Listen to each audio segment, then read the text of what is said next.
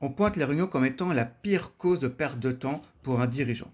Alors moi, ce que j'ai fait, c'est que dans le cadre de mon activité, j'ai fait un questionnaire pour déterminer qu'est-ce qui perd, quelles sont en fait les causes pardon, de la perte de temps et d'argent des dirigeants principalement. Alors pour le coup, j'ai quelques indépendants, professions libérales qui ont répondu et des cas de managers aussi. Mais c'est quand même intéressant de voir le résultat. Donc moi, j'ai 42 personnes qui ont répondu et en général, c'est vrai qu'on parlait beaucoup de réunionnite en disant ouais, c'est la réunion, c'est là où on perd le plus de temps parce que c'est totalement inutile. Alors, on va voir tout de suite le résultat sur la première partie de... Donc, sur les 42 réponses actuelles, j'ai quand même 7 millions d'euros qui sont perdus. Voilà, qui sont totalement volatilisés. On en fait des choses avec 7 millions. Mais aussi 51 heures, 50, plus de 50 000 heures, pardon, qui sont perdues par an.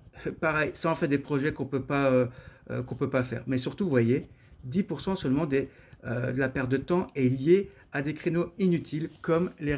Donc ça montre quand même que ce n'est pas les réunions qui sont la cause principale de la perte de temps. Après, la part principale finalement de perte de temps, c'est les interruptions, avec 56% d'arrêt de temps.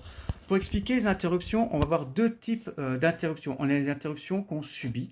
Donc quand c'est quelqu'un qui vient vous déranger tout simplement, quand vous recevez une notification sur Slack, sur LinkedIn, sur Messenger, ça c'est ce qu'on subit.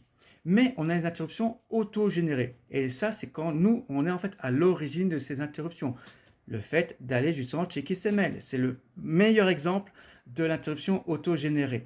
Et ensuite, on a la dernière catégorie de perte de temps que j'ai analysée en fait avec mon diagnostic, c'est les tâches basse valeur. Les tâches basse valeur, c'est quand un dirigeant va tout simplement faire la tâche d'un collaborateur.